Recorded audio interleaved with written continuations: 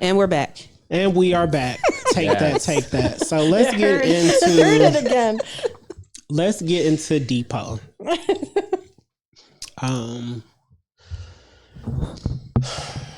What made you start Warm But Worthy?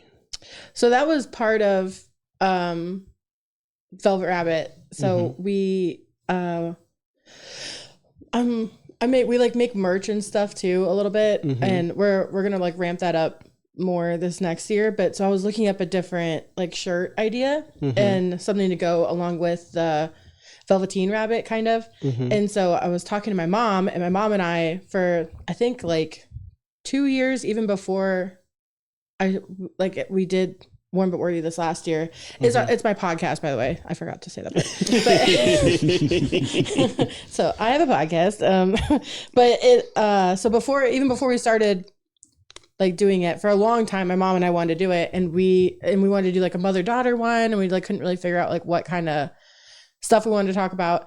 And then I came over one day and we were talking about t-shirt designs or something for Velvet Rabbit. And I told her the name Warm But Worthy, and I wanted to do like a patchwork rabbit because it's like the Velveteen Rabbit. And as soon as I said Warm But Worthy, me and her both were like, oh, the podcast. Like that sounds so good for the podcast. Yeah. And so it's like an extension of Velvet Rabbit. We keep going back and forth on if we're going to keep it under Velvet Rabbit or make it its own thing now.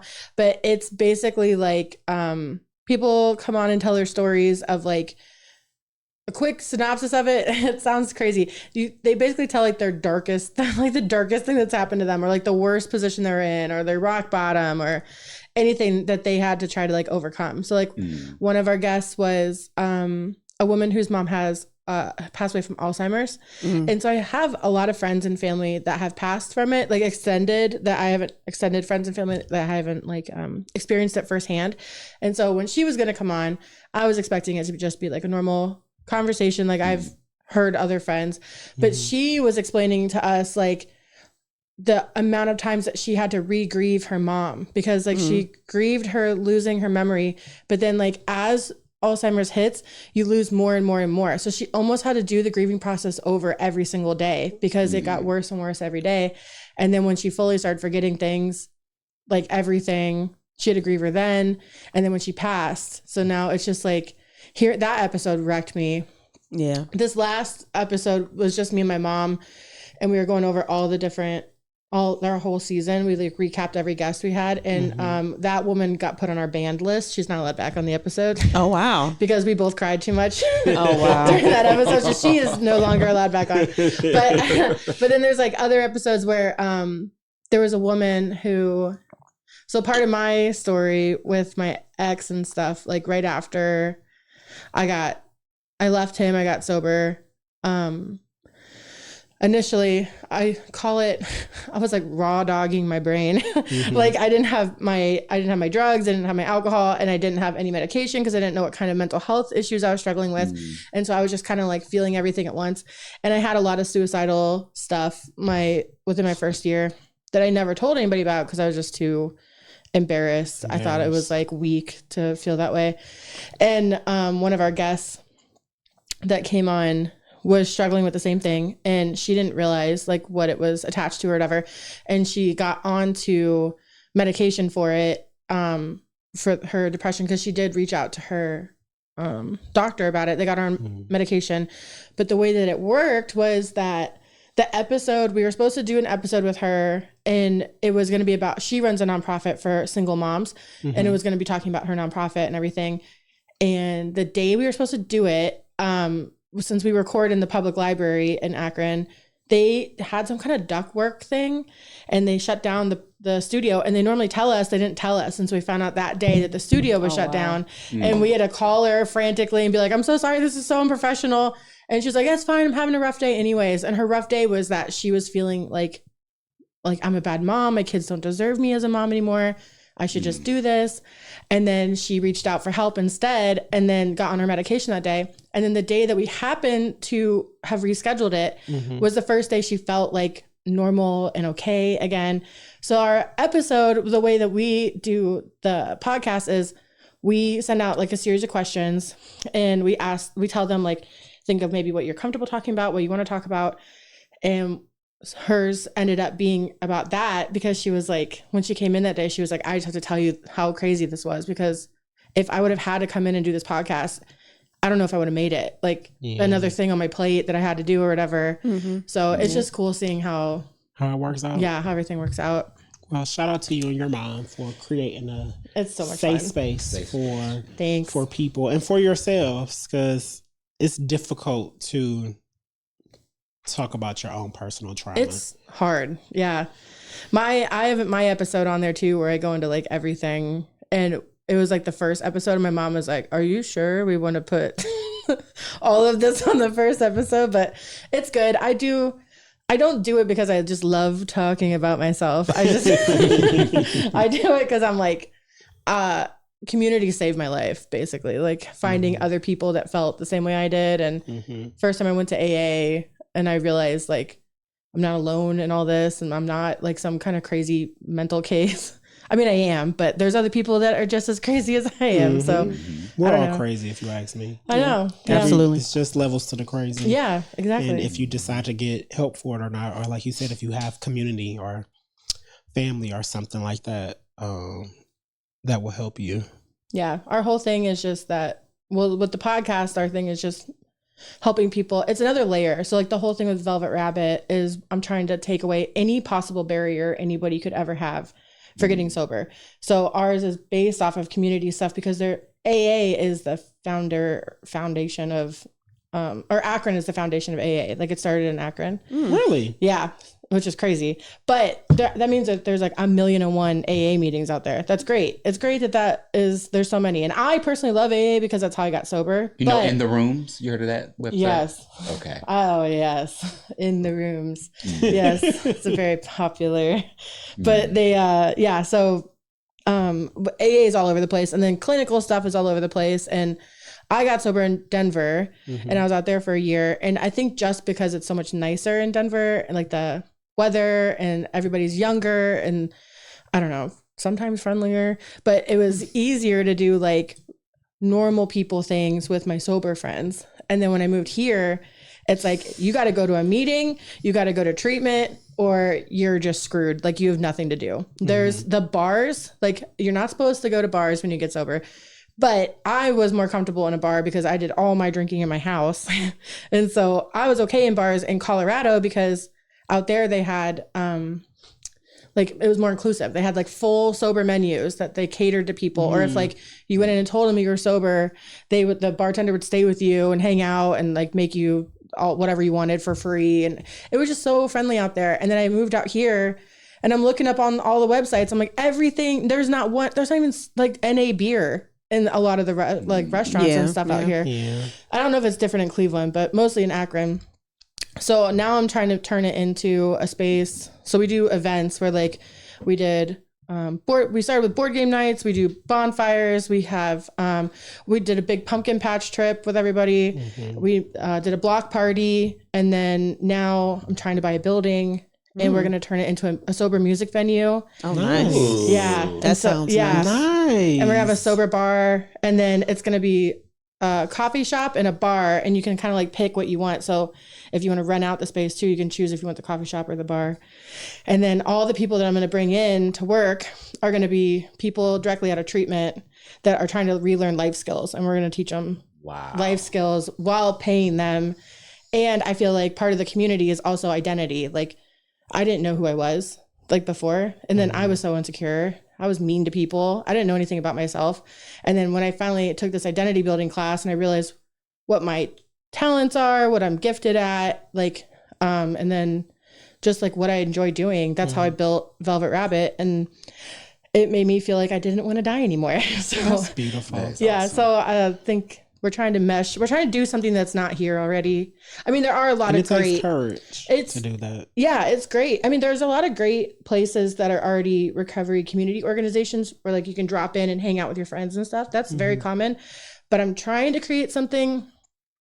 It's hard to do in Akron because they're so old school with AA, and they're so like non-alcoholic beers for non-alcoholics, and like it's just so hard to try to start anything different there. But I'm trying to make a community that just feels like you're in a normal setting, not in some kind of treatment or recovery setting. I don't know. So Oh, y'all need that and y'all deserve that. we'll see how it goes.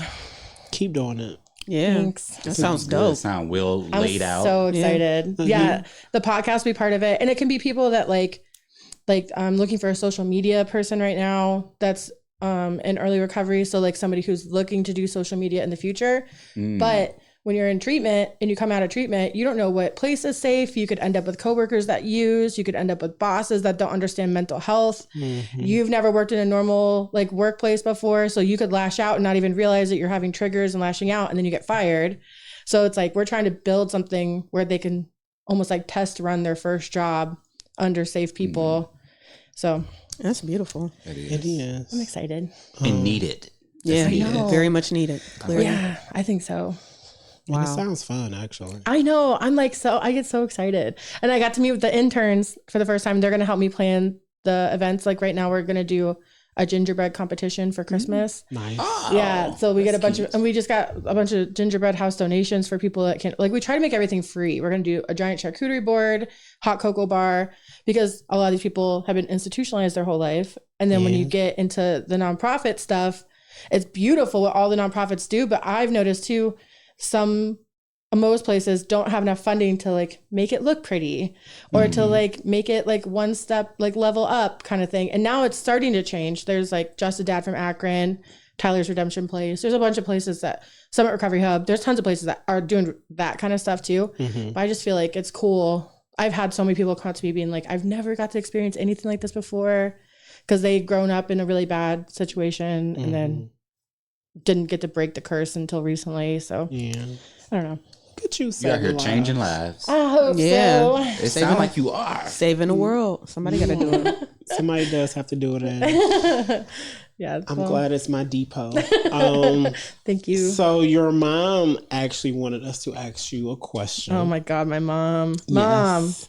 What don't people understand about addiction and mental health? Oh, oh, that's a good one. Well, I guess this is like my favorite topic actually, and then I'm gonna blank out and not have anything to say. It's okay. I'm like, this is my favorite thing to talk about. I don't know. Can I tell you later? Or like on ChatGPT. Oh my God, yes. No, my favorite thing about it actually is that they are coexisting 99% of the time. Really? Like coexisting disorders is kind of new, a little bit new, where a lot of the times the people that have addiction, it is generational. As much as I personally hate saying that it's a disease, because it can be an easy cop out to be like, I have a disease, it's alcoholism. I know it scientifically it is, because all of us could have the same drink. Like we could all take one shot and then you guys would be like, wow, that was a great shot. And I'm just like, I need more shots. Like, and it's just something in my brain, even before all the trauma. And sometimes it's not even generational. It's just like, it's a chemical that's missing in certain people's brains. So like Chemical imbalance. Yes, exactly. That's what I tell my guys all the time.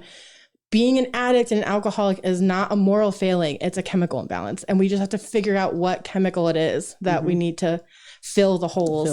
And a lot of times you can't even choose what it is that you're addicted to. It's just whatever chemical is missing in your brain. So like for me, alcohol helped with the ADHD, and then the Coke helped with the alcohol and the ADHD. And it just like, it was, I don't know. It's just, some people are more on the like downer side because is whatever is missing. Some people are more on the upper side. But to go with that is always because, not always, a lot of times because they have a mental health issue that has not been addressed. So schizophrenia is really tied to it. Bipolar is really tied to it. The new study came out, ADHD is really, really tied to it because of like the noise and everything. But we find out a lot of times the guys will come in.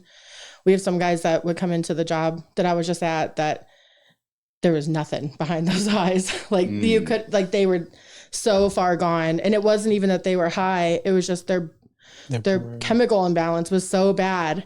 And they would see stuff like they were from the schizophrenia, and then you dry them out a little bit and then you get to the right medication involved. We have a lot of group therapy. Like the clinical stuff is great. Medication, I'm so on board for medication. You need both though. You need both.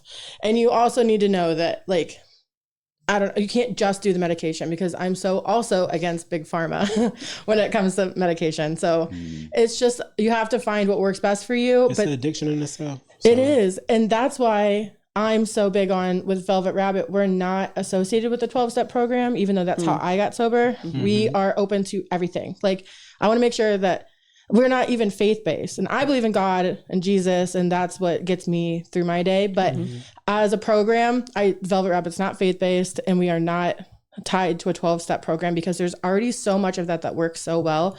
And there's a big missing link of people that have nowhere to go and they have no community. So we want to make sure that there is absolutely no barrier. We will help you find whatever program you want to do. If you don't want to do a program, we'll just help you find a community. But it's like, it's always going to be there is the hard part too. Like, it does not go away. That's what it sounds like. Yeah, it's so inclusive. LGBT, trauma informed, like, we are all of it. We are anything, any kind of safe space that you need. And then you having bad thoughts and you don't even want to call the suicide hotline, call us, hang out with us. Like, it's just anything, because everything is fixable. It is. It just, but everybody's recovery story is so different. And that's why, like, I don't agree with it always being AA or always being clinical, because it doesn't always work for everybody. Yeah. Both of my parents. You won the genetic lotto. So did I. So that's one of the reasons I'll be like, baby, nah, I don't even want to try to do any of that, because I know it's something. My father is still struggling with it. My mom been clean for 38, 39 That's years, incredible. and she just stopped. Yeah. Some people do. Like, some people can stop. I have an uncle that died from it, Me you too. know, so addiction is real, y'all. And I'm really, really proud of you, friend. Thank you. I'm really, really proud of you. Who would have because thought? I didn't know, right? Like, I didn't know. And but I we never were would have thought I'd be kids. here. In hindsight, we were just kids living our lives, having fun. Yeah. And it's just like, who knew that we even had these type of connections, because we weren't even having these kind of conversations. No, I was too drunk. You know? I couldn't talk. Look, you was drunk and I was drunk, and we was working at Home Depot. Right, we was like, working you know, Pretty just sure I was having drunk too. Yeah. just having the time of our lives. Yeah. So I'm just really, really proud of you. Thank you. And keep doing what you're doing. You guys too. I love what you guys are doing. Oh, I think thank this you. is so much fun. Thank you. You guys are so popular.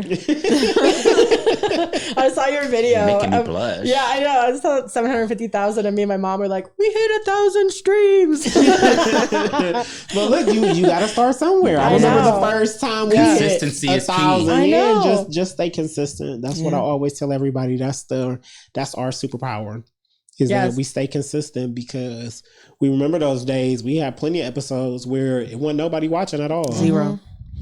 I've done that. I mean, with Velvet Rabbit, I had 4 months in a row where nobody showed up. And I remember sitting there with my mom, and I'm just like, maybe I'm not supposed to do this. But like, something in my head kept telling me, like, you're supposed to do this. Like twist it, turn it, do whatever you need to do. You're Yeah. supposed to do this. And then I forget what I even did. Oh, the block party, I think, was one of the things that changed it. Because I started asking people, I'm like, what do you want? Instead of me being like, let's do another board game night that nobody's showing up to and I'm spending a ton of money on. And so we did a block party, and we partnered with other people or whatever. But I mean, it's just consistency. And then I think, like, I'm very open to, I have a big vision for what I want Velvet Rabbit to be, but I'm very open to whatever the community needs, because I'm just trying to fill the gaps that people are falling through right now. Fill the void. Yeah. So And that's if what it, it's all about. yeah, if it needs to change up, it will. How can people find you? You can't. that's I'm right. like Mothman. I don't. I'm like Shows, Helen, shows up when you're almost there. I'm like Helen Keller. I don't exist. Oh my God. I don't know. I have so many random URL stuff, but I have find me on Velvet Rabbit, because I have velvetrabbit.org is my website. And then Velvet Rabbit Recovery on Instagram, and Velvet Rabbit on Facebook is where we're the most active right now. And then don't look for me on my own stuff. All I do is post stupid memes. Same. I don't do anything productive on my personal stuff. Just follow me on Velvet Rabbit. Just follow her on Velvet Rabbit. Well, I'm gonna definitely hit the link. I'm gonna follow Yeah, it. Thank you. And the personal page. I think I'm already there. You saw me? Yeah, Yes. you are. Yeah. Yeah. You guys just see a lot of Mothman. You want to follow me on my personal page? I want to be a guest. I was just going to tell you that actually. So we were about to email you the other day. My mom asked me what your email was. We have an official invitation to ask you to come on. We're planning season 2 right now. So I look forward to coming, and speaking my truth. Yes. Telling my story. I know. I'm so excited. I told my mom when we were planning all of it, I was like, Jerry, put Jerry down. Jerry, put Jerry's name down. Write Jerry's name down right now. And you're in our first wave of people that we're asking, so you can pick what date. We're not gonna. Our season 2 isn't coming out probably till like spring, but that's cool. We're gonna try to interview. I'm a spring baby, so in like January. Oh, good. Yeah, but I'm open to it. I want to do it. I want to continue to help. I want to continue to use my voice. Yes. While we were going through those same things, I lost my voice. I wasn't the same Jerry that you knew. And because of this and because of my friend, I found that my voice is one of my superpowers. It's crazy how helping other people gives you the confidence to help yourself too. Yeah, it does. It's very, very fulfilling. And then in my last job, working with advocating for people who couldn't advocate for themselves, I don't know, it's just something I'm very passionate about. So I look forward to the email. I'll make sure you get my email. Yeah, I'm so excited. I mean, it's been the same Yahoo for forever, but I'll make sure you're getting. I know. I wanted to tell you on here before we sent the email. You have no choice now. Yeah, now you're trapped into it. This is live. Yeah, it's live. I'm gonna do it though. I'll pull up the Akron and do it and hang out with you guys. Because I want to meet your mom so at bad. the library. At the library.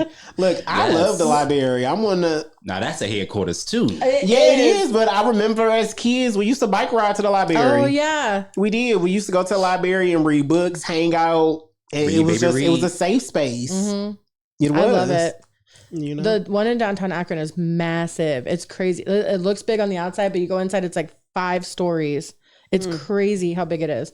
You make like shirts in there. You can make full banners. What? Yeah, you should look at your guys' library too, because you can make full banners, like the real thick banners for like advertising. And it's like $4 a square foot. It's pennies to make we made a ton of stickers for my mom's 60th birthday. And it was like $10 for like 100 and something stickers. Yeah. All right now. Libraries. Dearly noted. Yeah. And also, when you vote to keep the libraries. The libraries are amazing. Every time. Yes. I vote for it every time, baby. If you want to raise my taxes to keep libraries open, I'm fine with it. Same. Yeah. Community is important. They do so much there. It's important. All right, y'all. Let's wrap this up. This one, right? Y'all, that was episode 299. I'm just Jer. She's the Lucky Laugh. He's the Alien Goat with 2 T's, also known as Mars on the motherfucking switches. And she is Depot. Depot. She is Depot, my forever friend. I literally created that because of you. So I love you so much. Thank you for coming to HQ. Thank you for doing what you are doing. Thank you. It's important, it's needed, and it will continue to grow. You will continue to thrive. Thank you. Okay? Fuck all them people who are standing in your way, them old ass people who are standing and want to keep on doing the same old. I know. Kick that door open for them. Yes. And tell them get the fuck out your way because you have arrived. And yes. Not to cut you off. No. If somebody out there is watching this and you feel like you might have a problem, or you might be thinking about, what is it? Dry January? Follow your gut. Follow your gut. Follow your gut. Don't be older when all of your other friends followed their gut. Actually, it's a big thing right now. They said this is the highest number of people in the US that are going sober ever. Yeah, I just read that. Yeah, it's crazy. It's amazing. And there's so much happening now and there's so many things. It's not, you don't lose your life when you get sober. So, and if you have questions, reach out to me. Reach out to her. Reach out to Velvet Rabbit. It's there. Check out Warm But Worthy. It's available on Spotify. And this was episode 299. Until y'all hear from us again, go be great out here in these streets.